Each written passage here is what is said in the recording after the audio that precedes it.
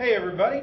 Hello. Hey Tiara, how you doing? Good, how are you? Good, good. You ready to look at some more waves? All right, so today I have a sine wave and I'm only showing one period from 0 to 2 pi. Remember from last time, sine starts at 0. When it gets to pi over 2, it's up to 1.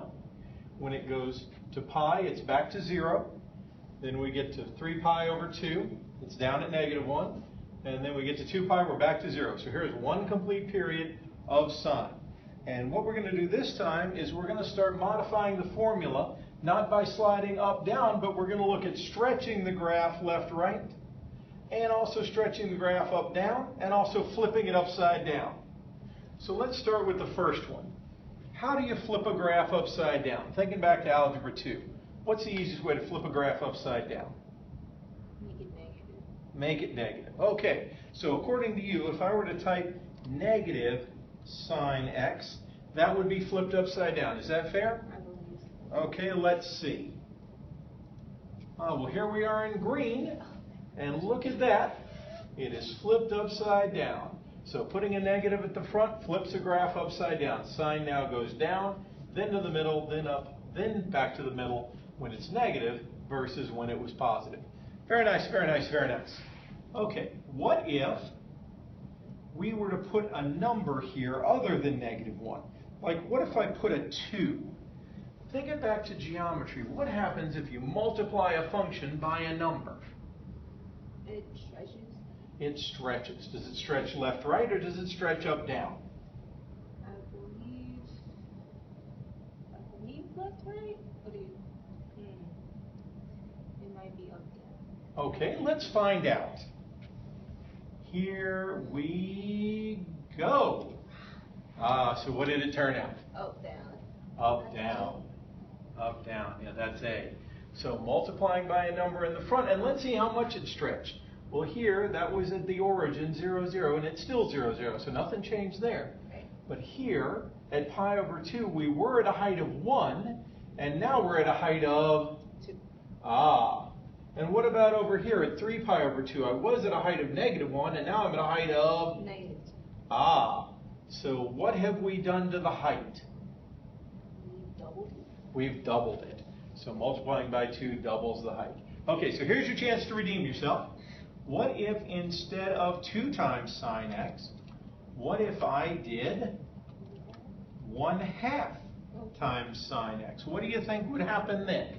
So instead of doubling, it'll be half, so the height will go to 0.5 and -0.5? Let's see. Aha, and there we are. The height is going to 0.5 and -0.5. Very good. Oh, it's all right. That's why we practice. Okay, so let's go back to 2 times sine of x. 2 times sine of x made it twice as tall. What would happen if I, instead of putting the 2 at the front, what if I multiplied x by 2?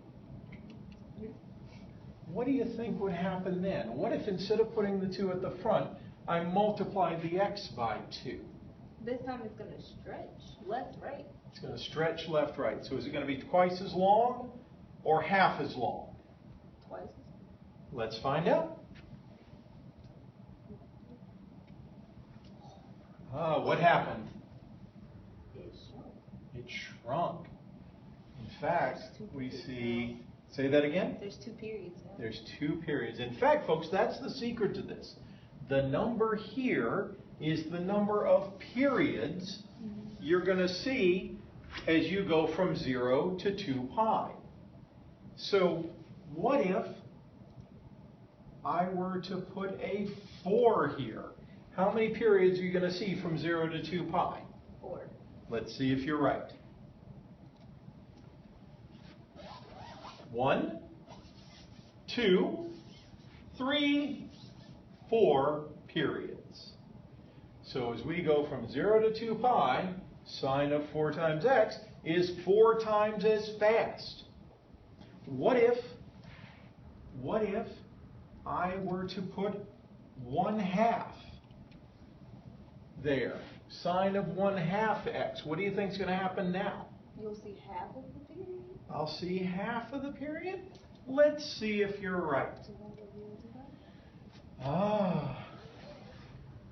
That's only half of the period. This piece right here, half of the period, got stretched out twice as long. So notice when I put a 2 there, everything went twice as fast. When I put a half there, everything went half as fast. Cool? Yes, sir. I like it. Let's try cosine now.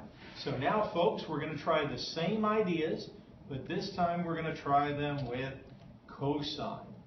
So first, here is cosine of x. Notice it's 0. Cosine has a value of 1. When I get to pi over 2, cosine is 0. When I get to pi, cosine is negative 1. When I get to 3 pi over 2, cosine is 0 again. And at 2 pi, cosine is equal to 1. So this is one complete cycle of cosine. All right, so let's practice everything we've done so far with cosine. What happens if I put a negative at the beginning? It'll flip. How? Upside down. Upside down. Let's see if she's right. And she is. Here is cosine flipped upside down in green. Right?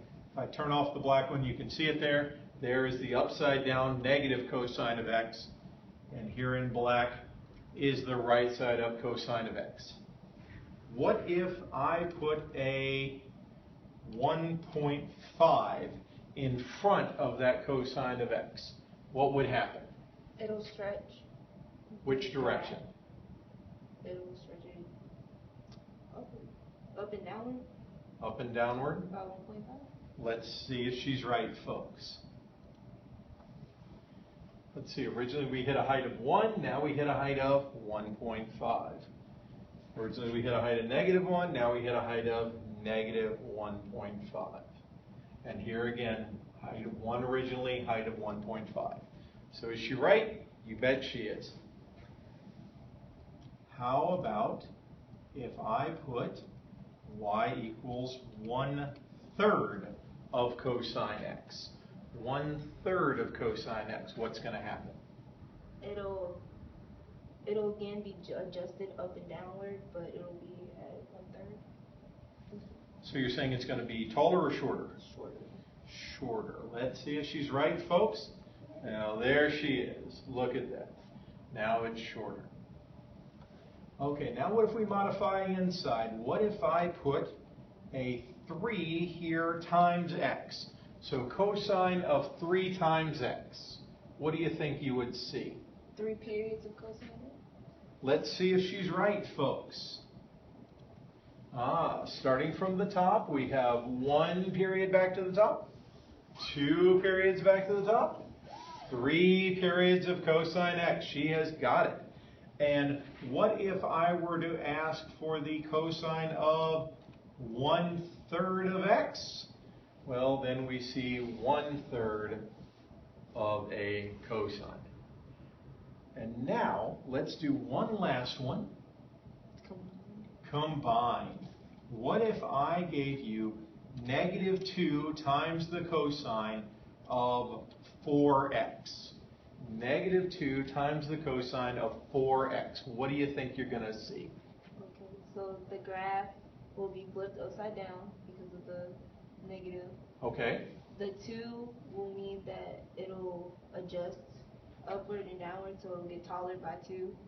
And then the 4 inside the parentheses means you'll see 4 periods of that graph. Let's see if she's right, folks. She said it would be upside down. We used to start at 1. We now start at negative 2, twice as big, flipped upside down. And you said how many complete periods? 4. Let's see if she's right. Starting from the bottom. To the top and back to the bottom, there's 1. To the top and back to the bottom, there's 2.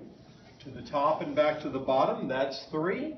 To the top and back to the bottom, 4 complete periods. I'd say you got it now.